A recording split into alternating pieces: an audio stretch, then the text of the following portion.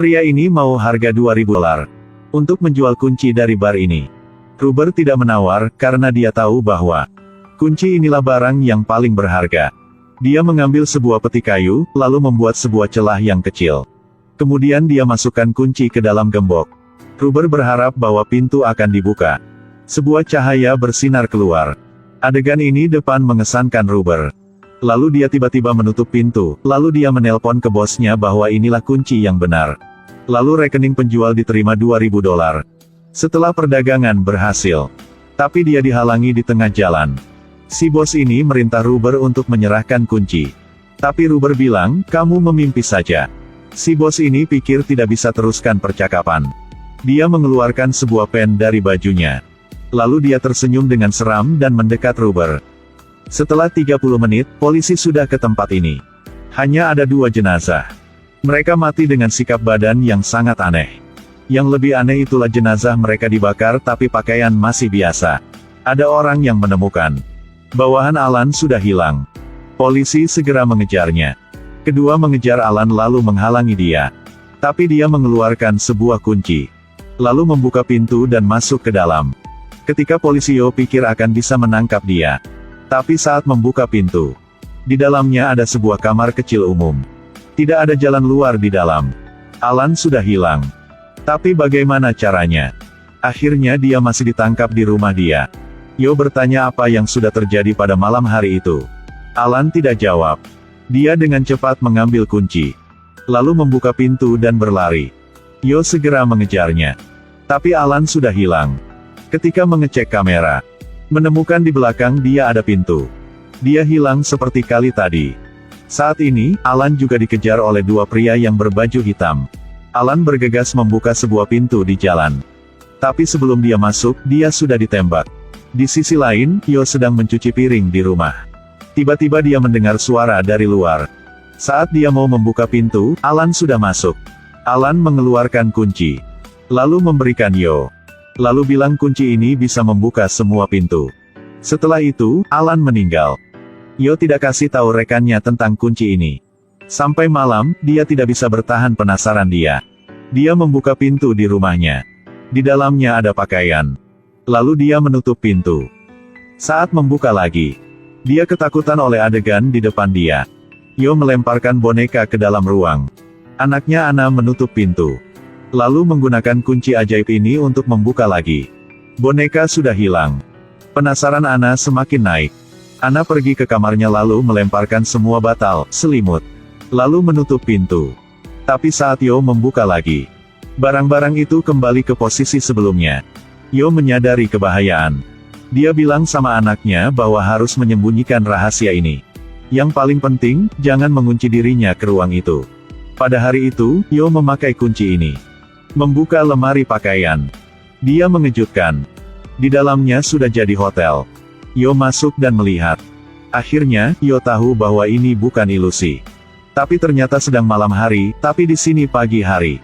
Yo tarik tirai jendela, menemukan di dalam ada sebuah hotel dan mobil. Yo sepertinya sedang pikir tentang suatu. Dia menutup pintu, dia pikir tentang pantai di Tama. Setelah membuka pintu, di depannya ada pantai. Dia keluar dan melihat secara teliti. Benar inilah pantai di Tama. Yo masih belum percaya. Dia kembali ruang. Di hatinya, dia pikir tentang tempat yang paling dia mau datang. Baru saja membuka pintu, sekelompok berandal muncul. Yo bergegas menutup pintu. Lalu membisik, bawaku pulang. Benar, Yo sudah kembali ke rumahnya. Yo tidak tahu harus senang atau sedih. Yo bercerita tentang hal ini kepada rekan Kari. Mereka di ruang dan menyelidiki penuh pagi hari. Menemukan bahwa di sini ada listrik dan air. Tapi tidak ada sinyal. Mereka berdua ke stadium baseball dengan senang. Lalu mereka ke Milan berkeliling. Lalu kembali ke kantor polisi. Setelah itu, seorang wanita, dia kakak Alan, datang dan mau mengambil barang peninggalan Alan.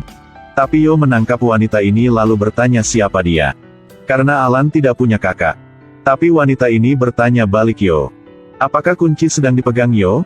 Yo tidak bisa tenang. Yo menyuruh wanita ini membicarakan asal kunci ini. Wanita ini berpura-pura sedang pikir, lalu dia mengeluarkan pisau. Yo hanya melihat lalu sudah pingsan. Ketika Yo bangun lagi, wanita sudah hilang. Tampaknya benda ajaib seperti kunci ini tidak hanya satu. Wanita itu meninggalkan kantor polisi lalu menelpon untuk kabari bahwa kunci sedang di tempat Yo. Karena tidak bisa menyembunyikan rahasia lagi. Hari berikutnya, Yo membawa anak ke rumah sakit untuk memeriksa tahunan. Tapi di depan dia, adegan yang ajaib terjadi. Aku perwakilan bulan. Mau membunuh kamu. Yo tidak bisa percaya. Seorang yang sedang hidup sudah hilang secara pelan. Ketika Yo mau mendekat untuk bertanya pria ini. Lalu pria ini mengeluarkan sebuah kartu. Yo jatuh dari langit. Rasa ini sama sekali tidak nyaman. Yo berdiri lagi, memanggil pria di depan. Pria ini juga tidak memikirkan. Mereka sudah ke Spanyol yang jauhnya ribuan kilometer. Yo melihat sekitar, menemukan sebuah rumah di sebelahnya. Yo pergi ke depan pintu lalu masukkan kunci. Setelah itu, Yo membisik, bawaku kembali rumah sakit. Tapi saat itu, pria yang sedang berlari di koridor rumah sakit. Saat Yo berdiri di depan dia. Jangan. Sekali lagi. Yo memakai kunci untuk mengembalikan dia ke rumah sakit. Kali ini Yo sudah tahu cara. Yo muncul di belakang pria itu secara pelan. Tanpa diduga, pria ini juga tidak sederhana. Dia baru saja berbalik, makanya Yo dibawa ke Spanyol lagi. Pria ini sedang sangat percaya diri. Lalu pintu lift terbuka. Yo memukul dia. Lalu Yo mengambil kartu di lantai. Kenapa selalu bisa kembali? Yo mengeluarkan kuncinya. Akhirnya, pria ini sudah bisa paham. Ternyata, mereka sekelompok. Mereka pergi ke restoran. Pria ini membicarakan.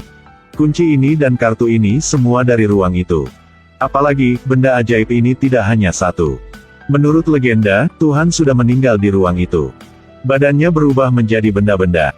Setiap benda berfungsi masing-masing. Jika ada orang yang memegang benda itu, dia akan diterima sebagian kekuatan dari Tuhan. Jadi orang yang memegang benda ini akan dikejar untuk dibunuh oleh orang lain.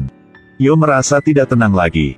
Yo kembali ke rumah sakit, dia menemukan anaknya Anna sudah diculik. Orang yang menculik Anna yaitu Howard, orang yang sedang pegang pen. Dia menyuruh Yo ke gudang. Lalu mengancam Yo untuk menyerahkan kunci. Yo hanya bisa menerima. Tanpa diduga, Howard mau membunuh Yo juga. Dalam kekacauan, Anna mengambil kunci lalu melarikan diri. Anna memakai kunci untuk membuka pintu lalu masuk ke dalam. Tapi Howard muncul di belakang dia. Ketika bertarung untuk mengambil kunci, dia sudah mendorong Anna ke ruang. Sampai saat dia membuka pintu lagi. Anna sudah hilang. Yo putus asa karena anaknya hilang, Yo segera menyerang Howard. Howard bergegas menjelaskan bahwa ada benda yang bisa mengembalikan Anna. Tapi dia belum sempat selesaikan kataan, bawahan dia sudah tiba. Yo segera mengambil kunci lalu masuk ke ruang. Melihat ruang yang kosong ini, Yo sangat menyesal. Karena dari awal dia tidak harus memegang kunci ini. Dia menyalahkan diri karena tidak bisa melindungi anak dia. Lalu Yo tenang lagi. Dia mengeluarkan dompet lalu melihat foto anaknya. Yo pasti bisa mencari anak dia. Yo menulis surat untuk anaknya. Lalu letakkan surat di meja. Lalu Yo mulai jalan menyelamatkan anak dia.